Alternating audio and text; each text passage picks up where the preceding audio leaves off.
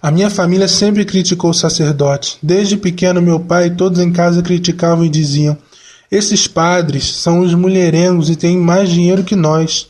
E são isto, são aquilo, e nós repetíamos. Nosso Senhor dizia-me quase gritando: quem pensava que eras para te fazer Deus e julgar meus ungidos? São de carne e a santidade é-lhe dada pela comunidade onde eu coloquei esse dom, que reza por ele, que o ama e o apoia. Sabiam, irmão, que quando um sacerdote cai, essa comunidade responderá ao Senhor pela santidade do mesmo?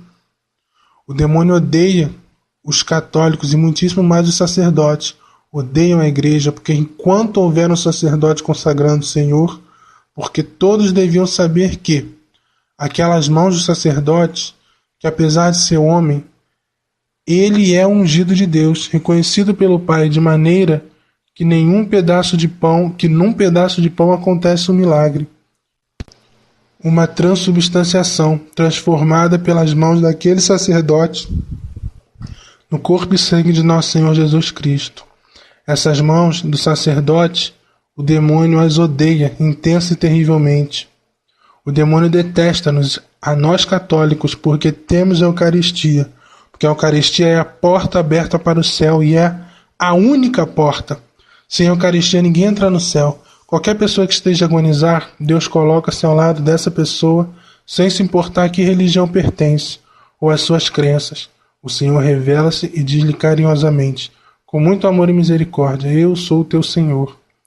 E se essa pessoa pede perdão e aceita esse Senhor, acontece algo difícil de explicar. Jesus leva imediatamente essa alma onde se está a celebrar uma missa, neste momento, e essa pessoa recebe o viático, que é uma comunhão mística, porque só quem recebe o corpo e sangue de Cristo pode entrar no céu. É algo místico, é uma graça imensa que nós temos na igreja. É uma graça que Deus deu à nossa igreja, e muita gente fala mal desta igreja, mas através dela recebem a salvação e vão para o purgatório, e lá continuam beneficiando da graça da Eucaristia. Salvam-se, vão para o purgatório, mas salvam-se. Por isso o demônio odeia tanto os sacerdotes, porque enquanto houver um sacerdote, há umas mãos que consagram o pão e o vinho e transformam no corpo e sangue de Jesus Cristo. Por isso temos que rezar muito pelos sacerdotes, porque o demônio ataca-os constantemente. Nosso Senhor mostrou-me tudo isso. Só através do sacerdote temos o sacramento da penitência, por exemplo. Só através do sacerdote obtemos o perdão das nossas culpas. Sabem o que é o confessionário? É um lavatório de almas. Não com água e sabão, mas sim com o sangue de Cristo. Quando a minha alma ficou suja, negra com o pecado, se eu me confessasse, teria sido lavada com o sangue de Cristo. Além disso, romper-se-iam as correntes que me atavam ao maligno. Não haveria então o demônio de detestar os sacerdotes? Mesmo aqueles sacerdotes que são grandes pecadores têm o poder de absorver os pecados, e o Senhor foi me mostrando como, na ferida do seu coração, há coisas que passam acima da inteligência do homem, mas que são realidades espirituais e são de verdade, mais reais. Através dessa ferida, uma alma sobre o estrado divino, ao entrado da misericórdia divina, a porta da misericórdia sobe e, no coração de Jesus, eterno sacerdote, Jesus põe a sua cruz sangrando no seu eterno presente, e aquela alma fica limpa. Agora eu via como a minha alma ficou limpa na confissão, e em cada pecado que confessei, nosso Senhor rompeu o laço que me unia a Satanás. Pena foi ter me afastado da confissão, mas tudo isso só aconteceu através do sacerdote. E todos os outros sacramentos só os recebemos também através do sacerdote. Por isto temos a obrigação e o dever de rezar por eles, para que Deus os proteja, os ilumine e os guie. É por tudo isto que o demônio odeia terrivelmente a Igreja Católica e os sacerdotes. Gostaria de vos falar da grande graça do sacramento do matrimônio. Quando entras na igreja no momento do teu casamento, no momento em que dizes o sim, que te comprometes a ser fiel na saúde e na doença, na riqueza e etc., sabem a quem prometemos? Nada mais, nada menos que a Deus Pai, ao nosso Deus. Fascina-lhe os casamentos. Ele é a única testemunha quando dizemos estas palavras. Todos nós, quando morremos, veremos esse momento no nosso livro da vida. Sabem que nesse momento vislumbramos um dourado indescritível, um brilho intenso. Deus Pai escreve estas palavras no livro com letras douradas belíssimas. Nesse momento em que tomamos o corpo e o sangue de Jesus, estamos a fazer um pacto com Deus e com a pessoa por nós escolhidas, para compartilharmos juntos uma vida. Quando pronunciamos estas palavras, estamos a pronunciá-la à Santíssima Trindade. No dia do meu casamento, vi que quando eu e o meu marido recebemos a Sagrada Eucaristia, já não éramos dois, mas sim três. Nós dois e Jesus. Porque de imediato, quando comungamos Jesus, Ele nos une como um só. Mete-nos no seu coração e passamos a ser um só. Formamos com Jesus uma Trindade Santa. Não separe o homem o que Deus uniu. Agora eu pergunto, quem separa isso? Ninguém pode separar isso. Ninguém, depois de consumado esse matrimônio. E se os dois chegarem virgens ao matrimônio, não imaginam as bênçãos que se derramam sobre esse matrimônio. Eu vi como no matrimônio dos meus pais, quando meu pai colocou o anel no dedo da minha mãe, e o padre os declarou marido e mulher, nosso Senhor entregou a meu pai um cajado, que parecia um pauzinho curvo de luz. Tratava-se de uma graça que Deus dá ao homem. É um dom de autoridade de Deus Pai, para esse homem poder guiar o pequeno rebanho que são os filhos que nascem desse matrimônio, e também para defender o matrimônio e os filhos de tantos males que atacam as famílias. A minha mãe, Deus Pai colocou-lhe no coração algo parecido com uma bola de fogo belíssima, que significa o amor de Deus, o Espírito Santo. Eu soube que a minha mãe era uma mulher muito pura. Deus estava feliz, regozijado. Mas meu pai, quando tinha 12 anos, o pai dele levou-o a um bordel. Não imagina quantos espíritos imundos se apoderaram do meu pai naquele momento. Esses espíritos parecem larvas, sanguessugas.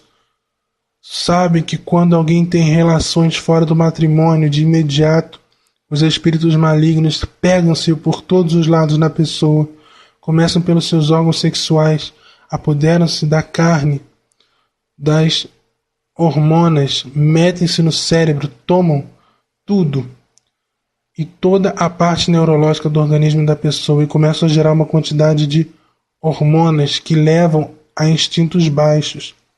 Transformam o Filho de Deus num ser escravo da carne, escravo dos seus instintos, do seu apetite sexual, o que leva a pessoa a ser daquelas que dizem que estão a gozar a vida. Quando um casal é virgem, Deus glorifica-se, há um pacto sagrado com Deus que santifica essa sexualidade, porque a sexualidade não é pecado, Deus deu-a como bênção, porque a sexualidade é Deus e o casal. Onde houve o sacramento no matrimônio, mesmo que não tenham chegado virgens ao matrimônio, Deus está presente nessa cama sacramental, porque nessa cama onde está o sacramento do matrimônio está o Espírito Santo.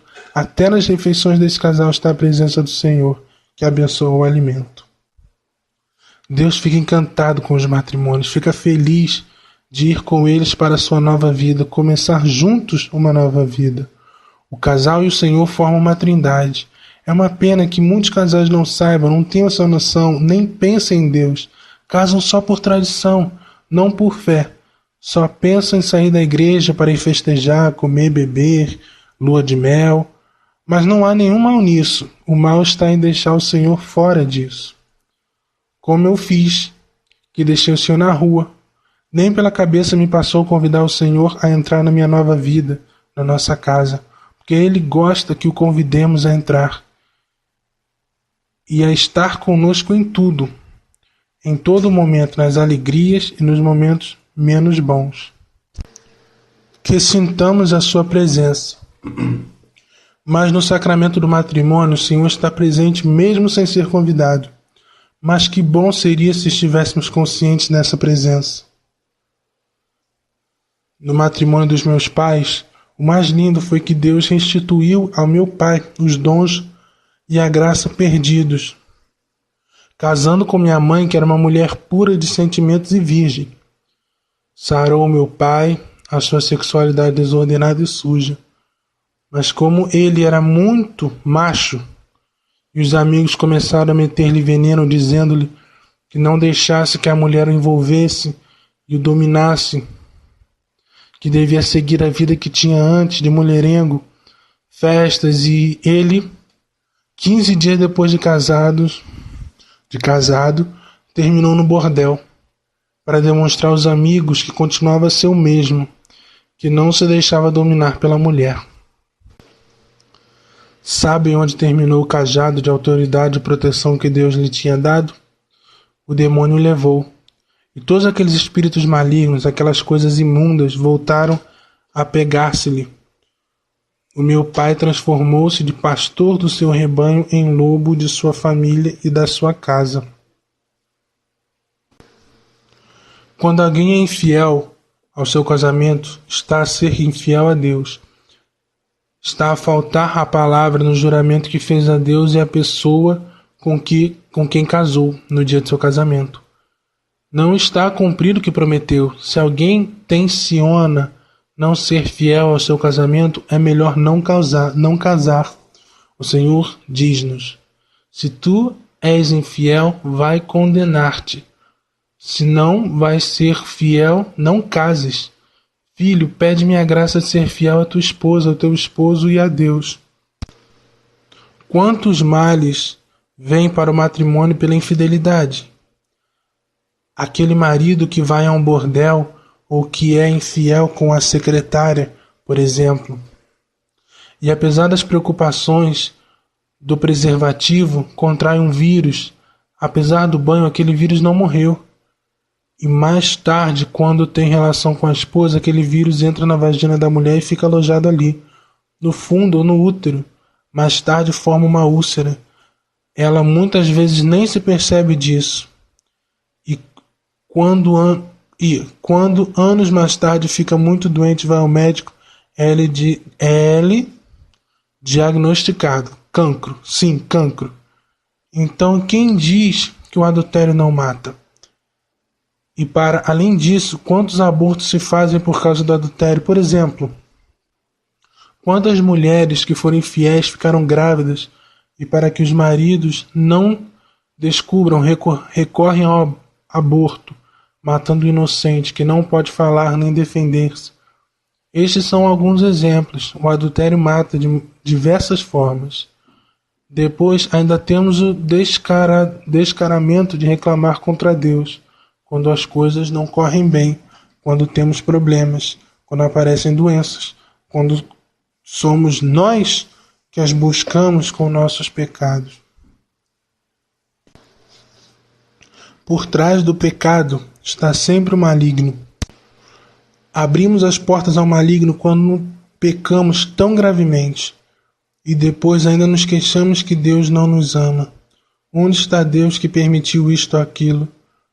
Que grande descaramento nosso! Sabiam que Deus é o rochedo que protege os matrimônios? Ai daquele que tente destruir o matrimônio. Quando alguém tenta destruir o matrimônio, bate contra essa rocha que é Jesus. Deus defende o matrimônio. Nunca duvidem disso. Também quero dizer-vos que devem ter muito cuidado com aquelas sogras que se metem no matrimônio dos filhos, para indispô-los, causando-lhes problemas na sua relação. Mesmo que não goste muito daquele genro ou daquela nora, Com razão ou sem ela, eles já estão casados e agora já não há nada a fazer. Por isso, a única coisa a fazer é rezar por eles. Rezem por esse matrimônio e calem-se. Muitas mulheres condenaram-se por se meterem no matrimônio dos filhos. Isto é um pecado grave. Se veem que alguma coisa está mal, que um deles ou os dois estão a pecar, calem-se e rezem, peçam a Deus por eles, peçam auxílio a Deus. Também podem reunir o casal e falar com os dois, pedir-lhes que salvem o matrimônio, que olhem pelos filhos, que o matrimônio é para se amar, doar e perdoar mutuamente. Deve-se lutar pelo matrimônio, mas nunca interferir de outra forma e muito menos tomar partido por um ou por outro lado. Quarto mandamento: honrar pai e mãe. Jesus continuava a mostrar-me tudo.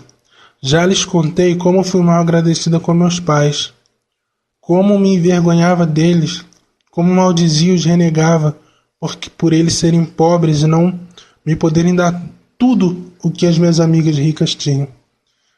Eu tinha sido uma filha ingrata, ao ponto de dizer que aquela não era minha mãe, porque me pareciam inferiores a mim. Foi espantoso ver o resumo de uma mulher sem Deus. Destrói tudo o que se lhe aproxima. Além disso, e o mais grave, é que eu sentia-me e achava-me uma boa pessoa. Eu pensei que no quarto mandamento passava bem no meu julgamento, porque os meus pais bem caro me tinham custado, tanto dinheiro que gastara com eles, com as doenças deles, porque tudo analisava com dinheiro. Porque eles tiveram doenças graves antes de morrerem. Foi o meu marido que as financiou e eu dizia: olhem esses dois desavergonhados, não deixaram nem um cêntimo de herança e ainda tive de gastar uma fortuna com eles. Mas os pais das minhas amigas deixam bens e o Senhor mostrou como eu analisava tudo através do dinheiro, pois até meus próprios pais manipulei quando tinha dinheiro e poder. Até deles me aproveitei. Com o dinheiro me endeusei e até a eles pisei. Sabe o que mais me doeu? Foi ver ali os meus pais. Meu pai a chorar, ver que tinha sido um bom pai, que tinha ensinado a filha a ser trabalhadora, lutadora, empreendedora, que devia ser honrada e que só quem trabalha vai para frente. Mas esqueceu-se de um pormenor, que eu tinha alma e que ele era o meu evangelizador com seu testemunho. A minha vida começou a afundar-se com o exemplo que ele me deu. Ele via agora, com profunda dor, a responsabilidade que tinha diante de Deus, porque quando ele era mulherengo e dizia-se feliz, gabando-se diante da minha mãe e a toda a gente que era muito macho, que tinha muitas mulheres e podia conquistar a todas. Além disso, bebia demais, fumava. Ele até era boa pessoa, mas com esses vícios que ele não identificava como tal, pois achava serem virtudes. Era muito orgulhoso. Eu, que era uma criança e via como a minha mãe se enchia de lágrimas quando meu pai falava de outras mulheres, começava a encher-me de raiva, de ressentimento e de fúria. O ressentimento começava com a morte espiritual.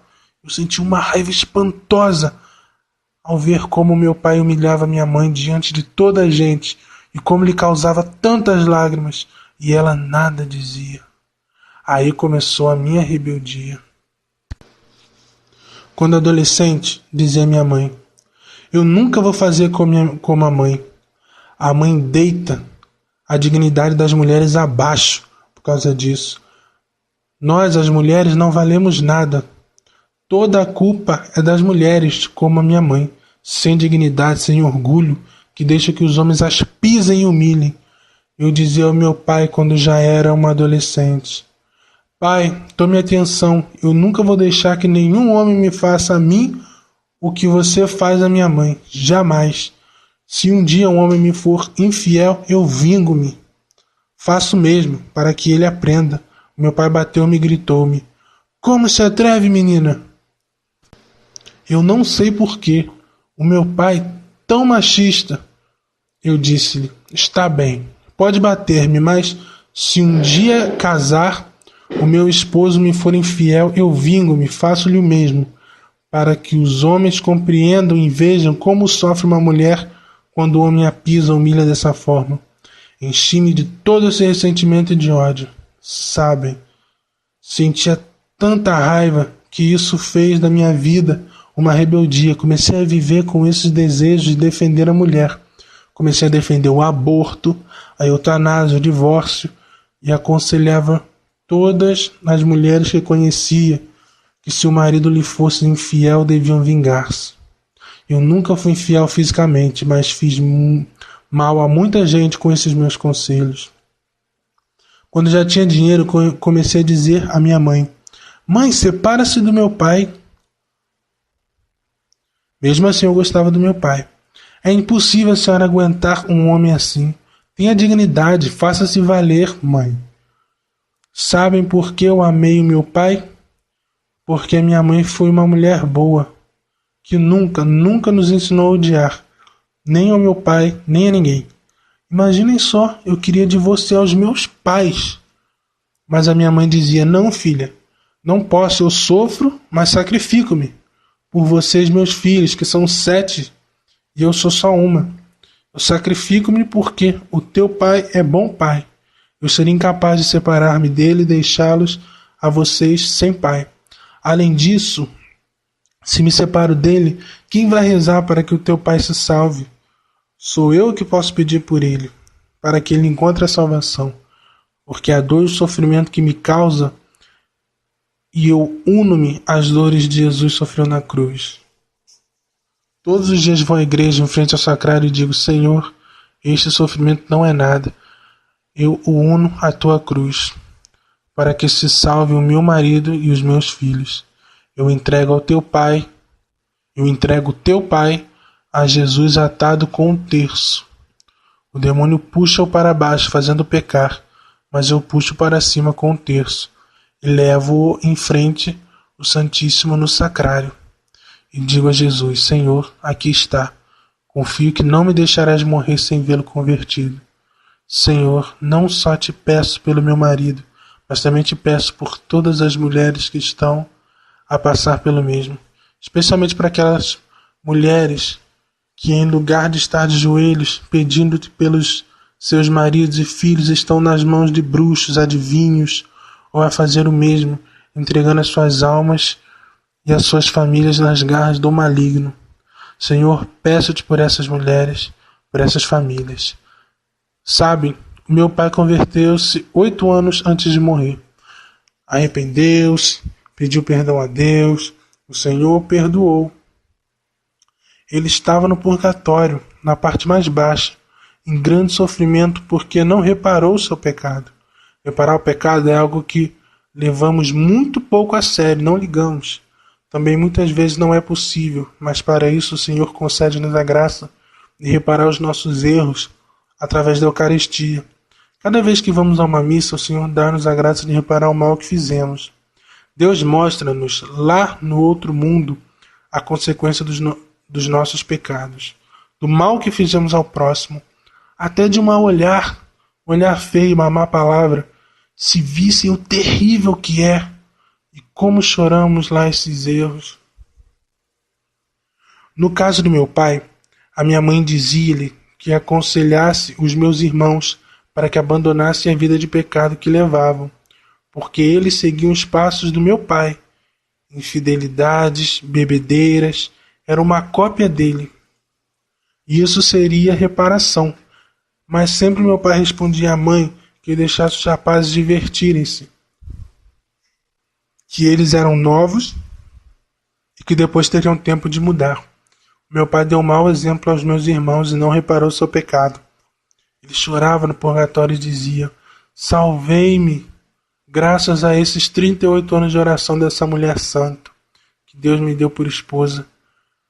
A minha mãe levou 38 anos da sua vida para rezar por ele. Quem viu o filme da Paixão de Cristo deve lembrar-se que quando estavam a flagelar Jesus, vemos o demônio com um bebê, que é um demônio também, que olha Jesus e sorri. Saibam que hoje já não é um bebê, mas sim um engendro maligno, enorme e perverso, que tem uma gente escravizada pelos prazeres da carne, outros na bruxaria, outros em teologias erradas, como por exemplo aqueles que afirmam que o demônio não existe. Imagine como o demônio é tão astuto que se nega. Ele faz-nos pensar que não existe para poder atuar à vontade. Sim, ele dirige a instrução do homem para fazer-nos pensar que não existe e poder levar-nos à destruição. Até quem crê em Deus, o maligno busca uma forma de os confundir. Às vezes, quando há aparições, ele faz crer que são aparições falsas. Confunde o povo de mil e uma formas usando a parte débil de cada um. Muitos católicos praticantes vão à missa e ao bruxo ao mesmo tempo, porque o maligno faz-nos acreditar que não há mal nenhum nisso e que vamos para o céu da mesma forma, porque não fomos lá para fazer mal a ninguém. O demônio guia, usa e dirige tudo isso com uma estratégia muito bem preparada, mas fiquem sabendo que quando vão à bruxa, não importa o que vão fazer, a besta coloca-lhes o selo de sua marca. Quando vamos a algum bruxo ou cartomante que leiam as cartas, os búzios, as invocações de espíritos, astrólogos e todos esses sítios, o demônio põe-nos o seu selo, o selo de sua marca. Eu fui pela primeira vez a um sítio desses com uma amiga que me levou a uma bruxa para uma consulta para adivinhar o meu futuro, e aí fui marcada pela besta. O maligno pôs-me o seu selo. O pior é que, no meu caso, o mal marcou-me naquele dia através daquela senhora. A partir daí começaram as perturbações, tais como pesadelos noturnos, angústias, medos, temores, até um desejo profundo de me suicidar. Eu não entendi o porquê desses desejos. Chorava, sentia-me infeliz, nunca mais me sentia em paz. Rezava, mas sentia o Senhor longe de mim. Nunca mais senti aquela proximidade com Deus e que sentia quando era pequena. Cada vez me custava mais e mais a rezar, cada vez era mais difícil. Claro, abri as portas à besta e o maligno entrou com força total na minha vida. Quando era pequenina, tristemente aprendi que para evitar os castigos da minha mãe, que eram bastante severos, as mentiras eram excelentes e comecei a andar com o pai da mentira. Aliei-me a ele e comecei a ficar tão mentirosa que à medida que os meus pecados iam crescendo, as mentiras iam ficando maiores também. Mas quando reparei que mesmo mentindo me castigavam, comecei a usar outra estratégia de mentira. Por exemplo, sabia que a mãe respeitava muito o Senhor. E para ela, o nome do Senhor era sagrado, era santíssimo. Então eu pensei que tinha a arma perfeita e dizia-lhe: Mãe, por Cristo lindo, eu juro que não fiz isso. Dessa forma, eu conseguia finalmente evitar os castigos. Com as minhas mentiras, colocava o nome santíssimo de Cristo no meu lixo, nas minhas maldades, na minha imundície. Fui me enchendo de tanta sujidade e de tantos pecados. Olhem que aprendi que as palavras levam-as o vento. E quando minha mãe insistia muito, eu dizia: Mãe, ouça uma coisa, que um raio me parta se o que eu digo é mentira. Estas palavras eu usei-as muitas vezes e vejam, passou muito tempo, mas acabou mesmo por me cair um raio em cima. E só estou aqui pelas misericórdias de Deus. Um dia minha amiga Estela disse-me: Olha lá, tu já tens 13 anos e ainda não foste desflorada. Eu fiquei espantada ao olhar para ela. Como assim? O que ela quis dizer com aquilo? A minha mãe sempre me falara sobre a importância da virgindade. Ela dizia-me que se tratava do anel do matrimônio com o Senhor. Mas a minha amiga, com ar de superioridade, disse-me: A minha mãe, logo que me apareceu a menstruação, levou-me ao ginecologista. E eu estou a tomar pílula. E nessa altura eu nem sabia o que era isso. Ela explicou-me que eram pílulas anticoncepcionais, para não engravidar, e acrescentou que já tinha dormido com um primo e com um amigo. com este e com aquele. Uma lista enorme. Ela dizia que era muito bom.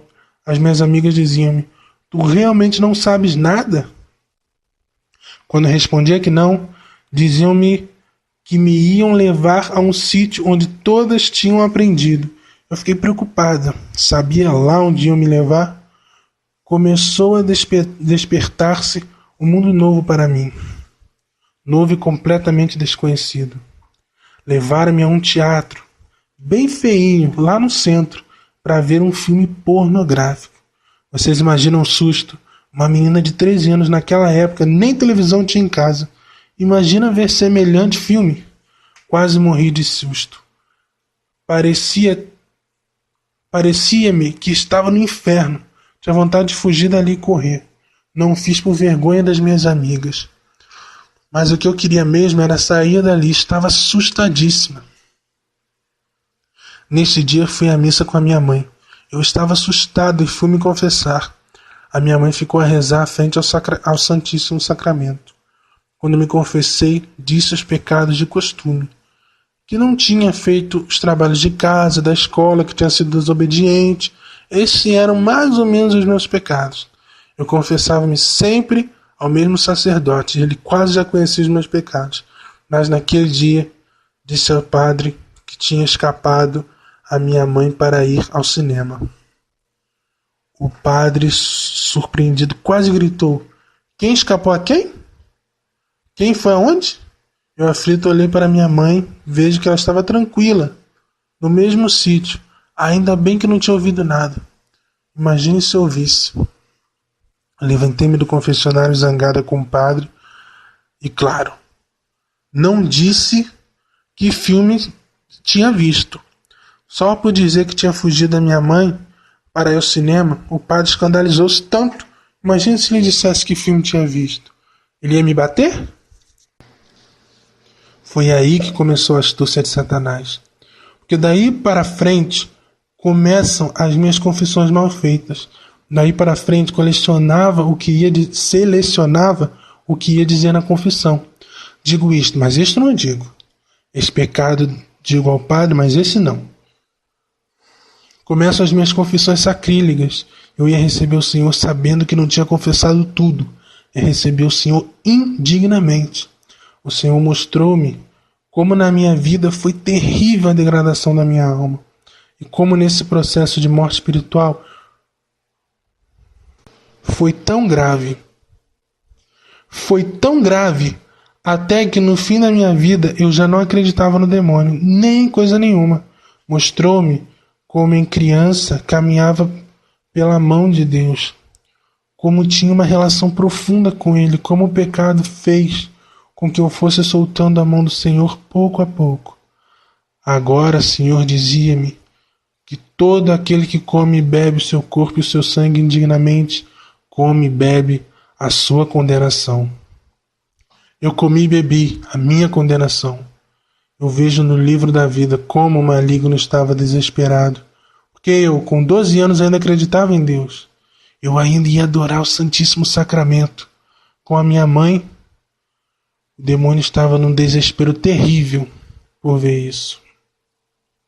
Quando começou a minha vida de pecado, o Senhor fez-me sentir que estava a perder a paz no meu coração. Começou uma luta com a minha consciência. E o que me dizem as minhas amigas? As minhas amigas dizem-me: o quê? Confessar-se? Tu és tola. Está passada de moda. E com esses padres mais pecadores que nós, nenhuma delas se confessava. Eu era a única que ainda fazia. Começou a guerra entre o que me diziam as minhas amigas e o que dizia minha mãe e a minha consciência. Pouco a pouco, começou a balançar e inclinar-se. E as minhas amigas ganharam. Então decidi não me confessar. Porque não me ia confessar aqueles velhos que ficavam escandalizados só por ter ido ao cinema. Vejam a astúcia de Satanás. Afastou-me da confissão aos 13 anos. Ele é esperto, sabia? Ele mete-nos ideias erradas na nossa mente. Aos 13 anos, já Glória Apolo era um cadáver vivente em meu espírito. Mas para mim foi importante E era um orgulho pertencer àquele grupinho de amigas, de meninas finas e espertas. Quando temos 13 anos, sabemos tudo e que todo aquele que fala em Deus está passado de moda. Ou é doido, porque o que está na moda é desfrutar. Sabem, ainda não lhes contei. É que quando se ouviu a voz de Jesus e aqueles demônios saíram, todos porque não suportavam aquela voz, ficou só um. Teve autorização do Senhor para ficar. Esse maligno grandíssimo gritava com os alaridos horríveis: é minha, é minha, é minha. Só esse ficou, porque foi esse que guiou, manipulou e que, como sua estratégia, conduziu as minhas debilidades para que eu pecasse. Foi esse que me afastou da confissão. Por isso, o Senhor permitiu-lhe que ficasse ao meu lado. Era por isso que aquele demônio horrível gritava que eu lhe pertencia. E ele pertencia a ele e acusava-me também. Ele tinha autorização para ficar porque eu morri em pecado mortal, desde os meus 13 anos que não me confessava, e até aí, muitas vezes, confessei-me mal. Eu pertencia àquele demônio, e ele podia ficar durante meu julgamento. Imagine-me, envergonhadíssima, a ver com horror os meus pecados, que eram tantos, e ainda por cima aquela coisa horrível, a me acusar e dizer que eu era dele. Foi horrível, foi horrível. O maligno tirou-me da confissão, assim como me tirou a cura e a limpeza da alma, porque cada vez que pecava, não era gratuito esse pecado. O maligno, dentro dessa brancura da minha alma, colocou-me a sua marca, uma marca de escuridão, e essa alma branca começou a encher-se de escuridão. Jamais comunguei bem, só na primeira comunhão eu fiz uma boa confissão. Daí para frente, nunca mais recebia na comunhão ao meu Senhor Jesus Cristo indignamente. Quando nos vamos confessar, devemos sempre pedir ao Espírito Santo que nos ilumine, envie sua luz sobre as trevas da nossa mente. Porque uma das coisas que o maligno faz é escurecer a nossa mente, para que pensemos que nada é pecado, que tudo está bem, que não é preciso ir até o sacerdote para nos confessarmos. Até porque eles são mais pecadores do que nós, que a confissão está passada de moda. É claro, foi mais cômodo para mim não me confessar.